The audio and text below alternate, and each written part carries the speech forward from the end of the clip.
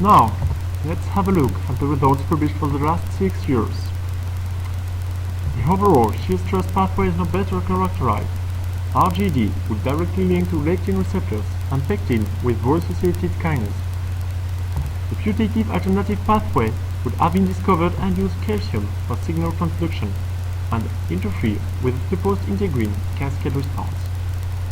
Another important point is that integrin-like protein has probably been discovered and would be AT14A protein. AT14A was first characterized in this Nakwan Quattrano article 8 years before the Gao team work.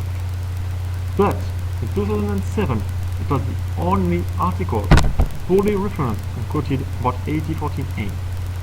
Unfortunately, till today there is very little literature about it. Nakwan Quattrano showed that AT14A was located in cell membrane, as a transmembrane domain and has two domains with similarities with animal integrins. Therefore, AT14A seems to be a good candidate. Since additional evidences have become available, when performing a BLAST algorithm on UniProt database, we obtain at least 2 Arabidopsis thaliana membrane proteins with transmembrane domain and a putative Ricinus communis AT14A protein. Secondly, the study from 2011 shows AT14A is part of the gene's activity in response to parasitic stress.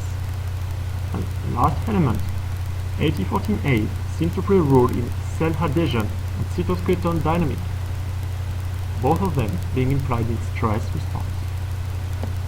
But still today, there is a lack of experiments proving the integrin-mediating stress response in Taxospecie data is an AT14A-like protein. Therefore, I suggest the following experiments.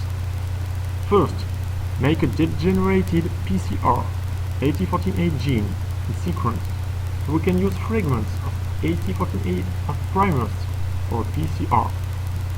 Then, by hybridization, search for an equivalent in Taxus. If found, make both a knockout and an overexpression and see the effects on ROS, phenols, alkylation, and OP kinase. We could expect knockout to give phenotype comparable to absence of stress, and overexpression to be comparable to high level of stress. Such results would lead us to conclude that AT14A is the integrin-like protein mediating stress response in plants. Now, I would like to sum up this presentation. We focused on shear stress and its importance in bioreactor cell culture. Therefore, we have characterized RGD-dependent stress pathway in plants by putting forward RGD effects and partners. Then, we have seen the state-of-the-art of plant stress response. I have suggested a candidate as the integrin-like protein mediating the stress pathway. And finally, I have proposed an experiment to test it. Validation of AT14A rule could lead to direct applications. By silencing AT14A gene, we could obtain plant cells with an improved ability to produce therapeutic agents when subject to shear stress. Therefore, it would be a piece of solution for bioreactor limitations as evoked at the beginning of my speech. Thank you for your attention. Do you have any questions?